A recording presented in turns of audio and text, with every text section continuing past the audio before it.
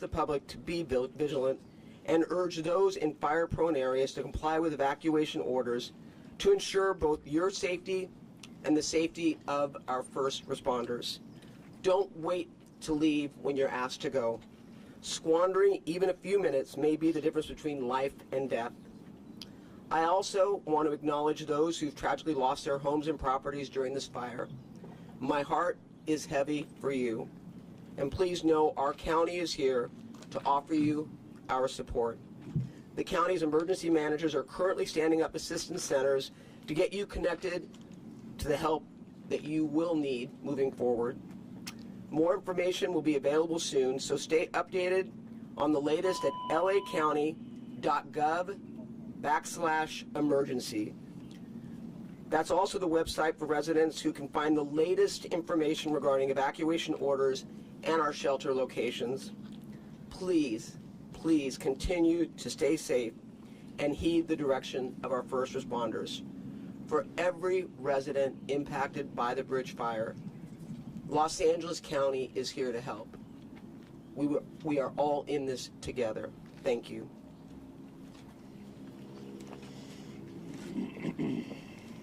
Good morning. I'm Supervisor Hilda Solis, and I want to also join my colleague Supervisor Barger and also send my condolences to those individuals that have lost their property as well as in many ways sometimes their livelihood. But I want to thank also our Chief, LA County Fire Department, Chief Maroney, and also Robert Luna, and all of our partners here, especially the Los Angeles National Forest and everyone, OEM, everyone that's been working on this to help mitigate the bridge fire. I want to say also that I want to thank Governor Gavin Newsom for working to help us secure a fire management grant assistance from the Federal Emergency Management Agency to help ensure the availability of vital resources to suppress the bridge fire, as well as our chair, Lindsay Horvath, for signing an emergency proclamation last night to ensure that all resources are deployed.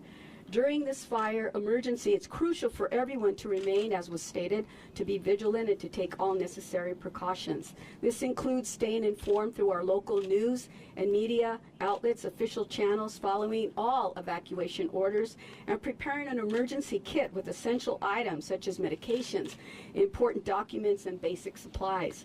If you're in an area that is under an evacuation order, please follow directives from first responders immediately. Your safety is our highest priority. Evacuation orders are issues based on real-time conditions and the risk of life and property. So it's essential to comply promptly to ensure your well-being, and that includes current evacuation orders for residents in Laverne, which both Supervisor Barger and I share. But also I'm speaking to residents in the Azusa area as well. We're deeply concerned about everyone being impacted. We do want to make sure that people understand that we're doing everything that we can. I wanted to let people know that in the 1st District, we do have an evacuation center that has just been opened yesterday, and that's at the Pomona Fairplex, located at 601 West McKinley Avenue in Pomona. Those seeking refuge there are advised to enter through Gate 3 on the corner of McKinley and White. This evacuation center will be a refuge for both people and animals. In fact, last night I understand Pomona Fairplex got a call to take 4 people as well as 42 horses and donkeys. To that end, our office is working to coordinate water, food, diapers, and other resources, including bringing in our Los Angeles County departments to provide health and wellness checks. Stay connected through our official channels, as was said earlier. We actively are updating the lacounty.gov/emergency website, social media platforms, and local news outlets with the latest information on the fire status. In addition to immediate response efforts, we're planning for a long-term recovery, and that includes support for rebuilding efforts and addressing any environmental and health impacts from this fire. We understand that it is a challenging time for everyone, and please know that LA County stands with all of you. Brevemente, en español, el incendio Bridge ha crecido rápido y está afectando a varias comunidades en los condados de Los Ángeles y San Bernardino. Quiero agradecer a nuestros bomberos, primeros respondedores y todo el personal que están trabajando para combatir este incendio. También quiero agradecer al gobernador Gavin Newsom por asegurar una subvención de asistencia para el manejo de incendios de la Agencia Federal Nacional para el Manejo de Emergencias. Y también la supervisora Lindsay Horvath por firmar una proclamación de emergencia anoche para asegurar que todos los recursos sean extendidos. Si se encuentra en un área que está bajo una orden de evacuación, por favor siga los directivos de los primeros responderos. Y también segura que usted el prioridad de nosotros es que usted está seguro. Los órdenes de evacuación se emiten en función de las condiciones en el tiempo real y el riesgo para la vida de la propiedad. Esto incluye la orden de evacuación para los residentes de Laverne, que los cuales representan un parte. Hemos establecido varios centros de evacuación para proporcionar refugio, comida y asistencia médica. En el primer distrito se estableció un centro de evacuación en Pomona Fairplex. El centro de evacuación sería como un refugio para personas y animales. Mi oficina está trabajando para coordinar comida y otras cosas que necesitan, y ustedes pueden estar seguros que el condado de Los Ángeles va a hacer lo más posible para ayudar a usted con su salud y bienestar. Muchas gracias por estar aquí hoy con nosotros.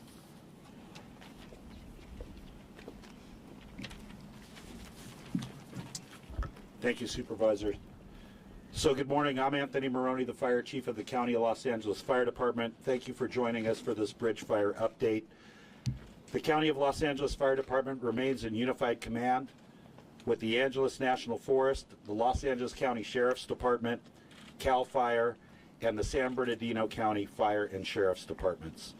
The fire has grown to 48,000 acres with 0% containment. There has been substantial wildfire growth throughout the night with impacts to the communities of Mount Baldy and Wrightwood. The cause of the fire is currently undetermined, but is being actively investigated by the United States Forest Service. This is currently the largest active fire in the state of California. Our priority remains the protection of life and structure and infrastructure defense. We currently have 2,500 structures that are threatened by this wildfire. Thankfully, we have no reported significant injuries and no deaths. However, unfortunately, we have approximately 20 homes destroyed in the Mount Baldy area. We also have 13 homes destroyed in the Wrightwood area, and we've lost 6 cabins to fire that were in the wilderness area. We will have a better count of structures destroyed and damaged by the time for the press conference this evening. We currently have 480 personnel that are assigned to the fire, and the Southern California region has 2 other large fires burning at this time: the line fire in San Bernardino County and the airport fire in Orange County. As a region, we are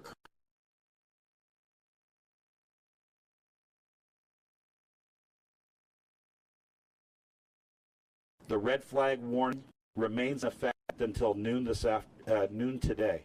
However, there is still the potential for large fire growth and new fire starts throughout the county.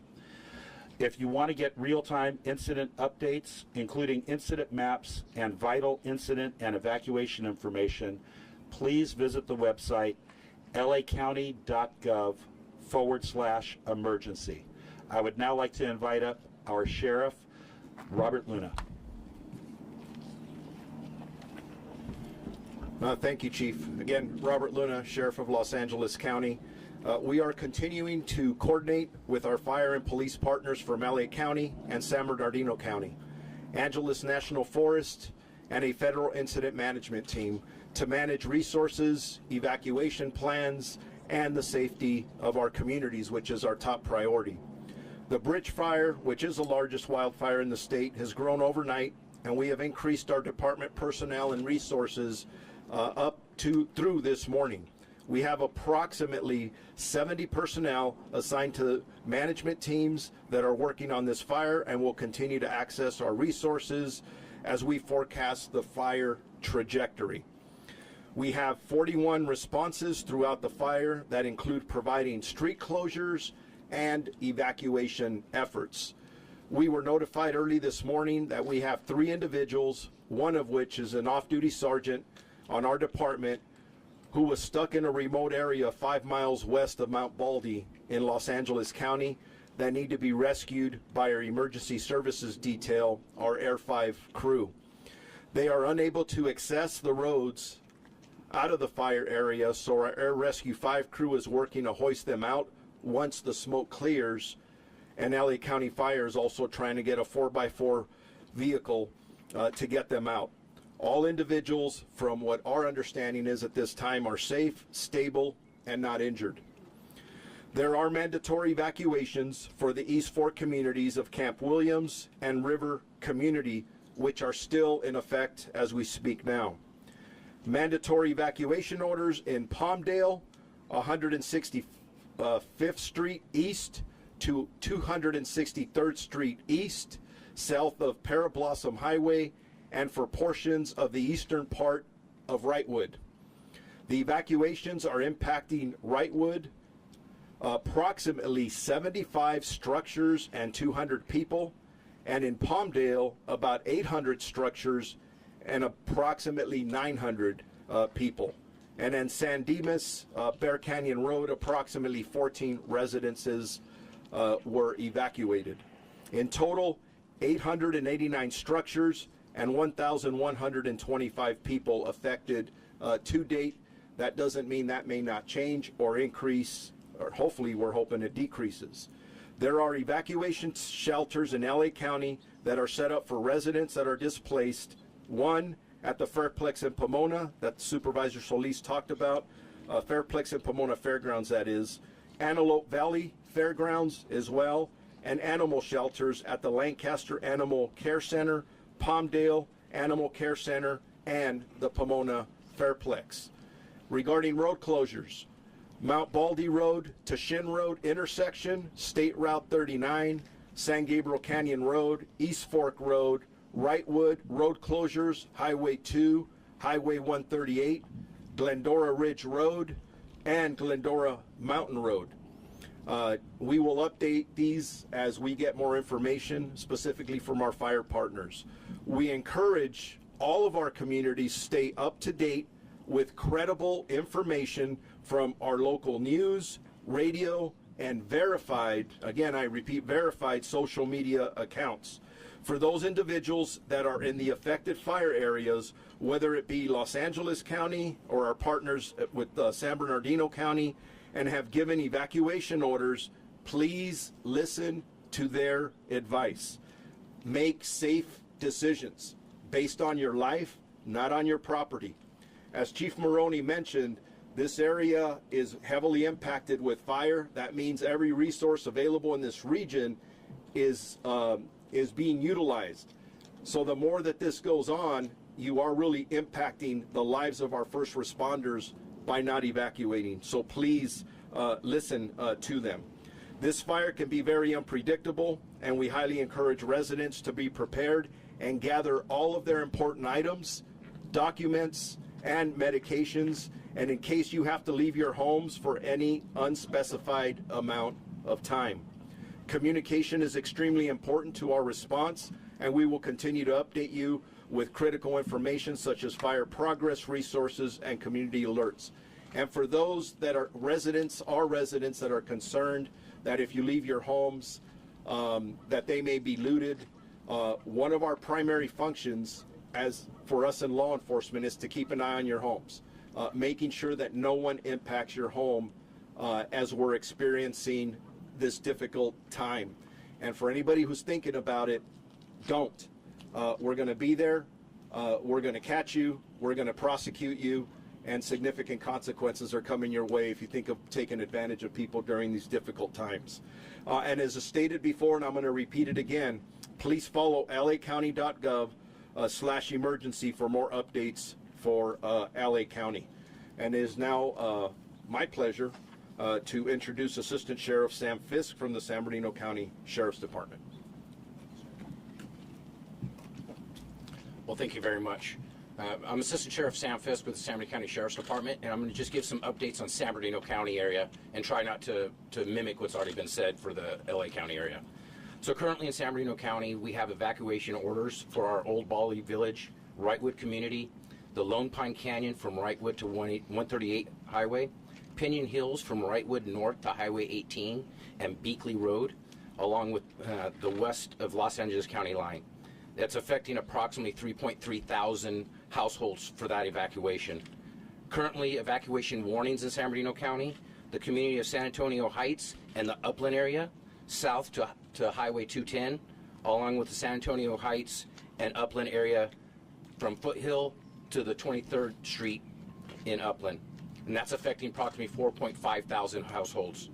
Evacuation points for San Bernardino County. If you're coming into the San Bernardino County area and being evacuated, you can go to the San Bernardino County Fairgrounds, which is located in Victorville. We also have the Jesse Turner Community Center located in the city of Fontana. And if you have any animals or large animals that need rescue, we have the San Bernardino County shelter in Devore that we're opening up. For current information, please go to the official sites for CAL FIRE's website. You can follow the San Bernardino County Sheriff's social media, as well as go to the county's website, prepared.sbcounty.gov, for any updates. Current staffing working on the fire for San Bernardino County is at approximately 70 individuals. We want to thank our local and federal partners for all their assistance. We currently have law enforcement agencies throughout San Bernardino County assisting with our evacuations. It's 50 San Bernardino County Sheriff's deputies along with some of our local PDs. And we also have the California National Guard that are assisting with evacuations and security in our communities. And we currently have 20 National Guard individuals that are assigned to the bridge fire. As with any major event like this, Sheriff Dykes is currently in contact with local agencies, our local law enforcement with the LA Sheriff's Department, the California Office of Emergency Services, and he's currently been talking with the governor, and that's how we were able to get the National Guard involved. So we appreciate all the assistance. We are staffing law enforcement personnel in evacuation areas. We want to make sure your homes are safe, much like Sheriff Luna mentioned. If you go into a San Bernardino County area, then an evacuation area, and you're looting, we will arrest you. Our DA will file, and we'll put you in our county jails. It's very important everybody understands. Law enforcement takes this very serious. We want the community to know your homes are safe. The homes that have been evacuated are the same homes that the firefighters and law enforcement live in, along with our community partners. So please follow the evacuation warnings. Please watch out for the firefighters. They're trying to get into our communities.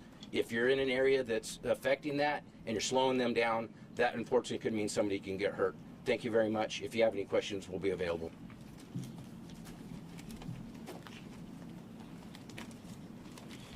Good morning.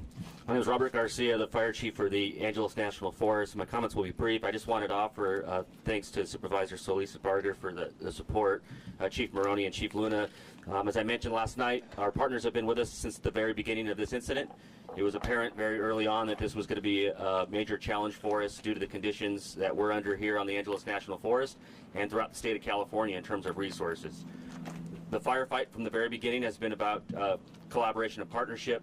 Our firefighters in all of these agencies that are supporting us throughout the California mutual aid system have worked day and night to do their best to protect life, property, and establish some perimeter control opportunities where they can.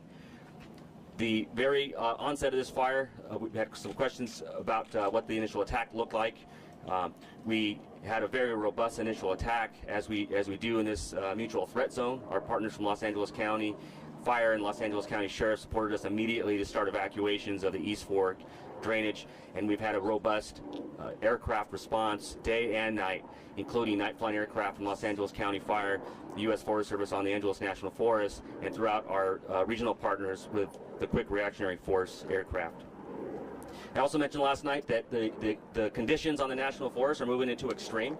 You'll see complete fire restrictions on the National Forest for those that are still visiting, commuting, or traveling through the National Forest. So please visit the Angeles National Forest for fire restriction conditions and the order that's in place for those restrictions. And please do everything you can to help prevent any additional wildfires under the conditions that we're in now. I mentioned last night that we moved into a unified command situation, bringing a California interagency incident management team to assist us in planning and managing operations for this incident. So I'm going to turn the comments over to Jason Schilling with the California Incident Management Team 5, who's going to offer an operational update and more detailed information about today's operation. Thank you, Bobby. Good morning. My name is Jason Schillinger, Incident Commander Trainee with California Interagency Incident Management 5. The bridge fire is now recognized as the largest California fire burning in Angeles National Forest, as Chief Maroney mentioned, with over 48,000 acres burned. We are working timelessly alongside the fire crews, law enforcement, and emergency responders to control the spread and protect our communities affected by the fire. Right now, our top priority is the safety of firefighters and residents and the containment of this fire. The Mount Baldy portion of this fire is backing down the slopes towards Mount Baldy Road right now, threatening structures in Baldy Village, where structure defense measures are in place. Fire behavior has been active throughout the night and into this morning. Numerous structures on the Wrightwood side have been impacted by fire, with damage to power infrastructure reported. Significant fire growth has occurred in the west to the west, affecting Mountain High West Ski Resort, causing damage to building and infrastructure. We are operating a full suppression effort, which means we will keep this fire as small as possible. Even though we planned for that, we are preparing for large fire growth in respect to the structure threat.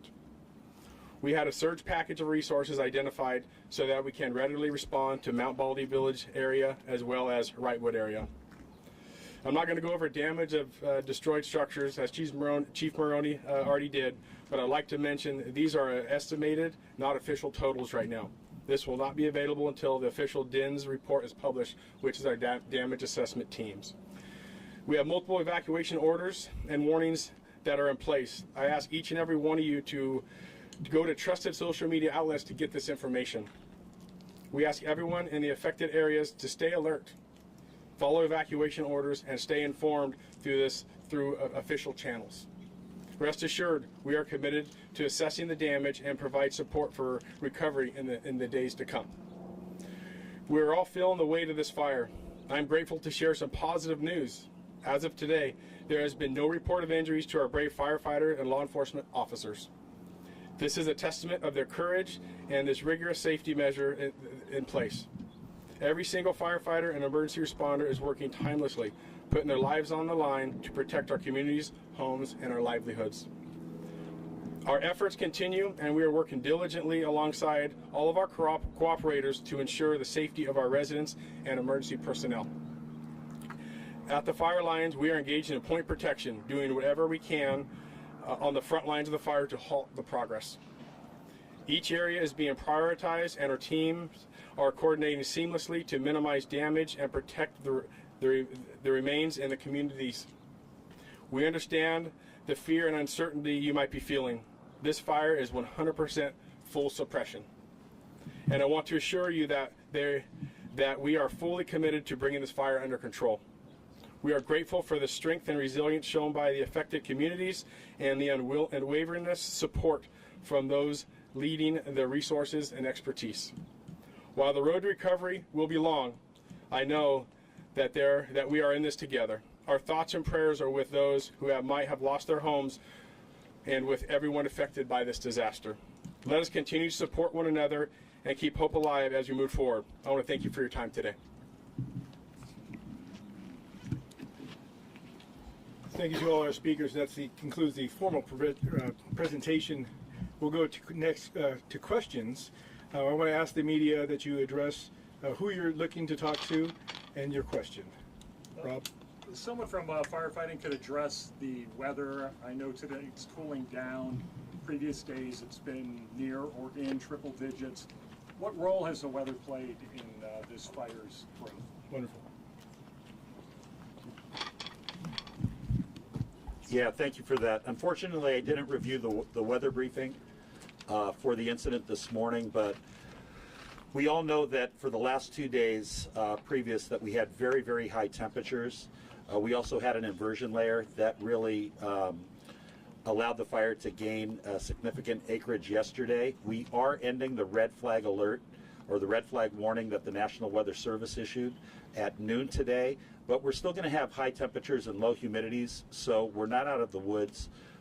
We still have the potential for large fire growth today on the bridge fire and a potential for new starts. But it's very weather dependent. It's also topography dependent. On the bridge fire, it's very steep terrain, inaccessible, so that's making it a challenge for our firefighters. But the weather is important, but we're looking for cooler temperatures later this week, so I'm grateful for that.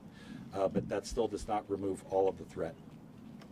Sheriff Luna, can you talk a little bit more about the stranded fire personnel, what exactly happened there, and kind of more about what the circumstances were?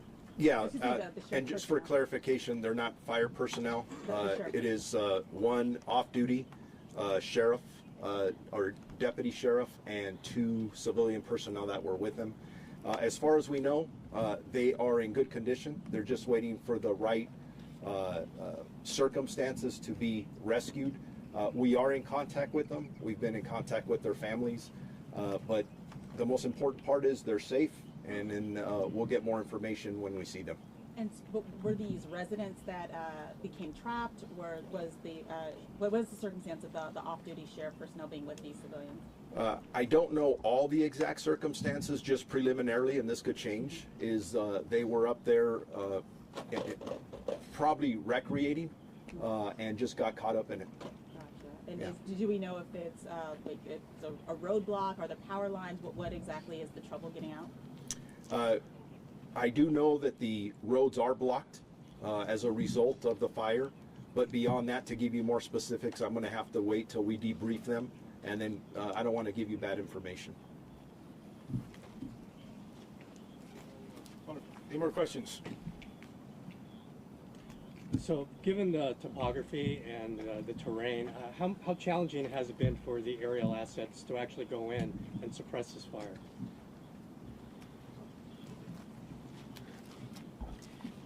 Yeah, so I mentioned our initial attack phase. That's when the first onset of the fire. And the topography is one of our biggest challenges on this fire. It's largely topography driven. The weather that we had, we were under high pressure that led to the red flag conditions. So we had good air on initial attack. As the sun goes down, the air cools, and the smoke sinks into the canyons, that's where we start having some visibility challenges in terms of air quality and air visibility. The aircraft have had opportunities where there is clear air to work and support objectives of containment. So as an example, last night, the aircraft that flew last night focused most of their attention around what we call the foothill front country above the communities of San Dimas and Laverne and Claremont. Thank you. Thank you, Chief. Any more questions? If not, that concludes our presentation today. Thank you for coming, and we'll see you, and we'll let you know when the next press conference is scheduled.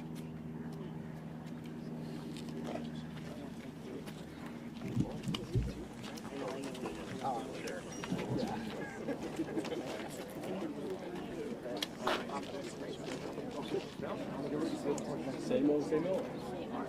Thank you. Just like the umbrella. End of the year. End of the year.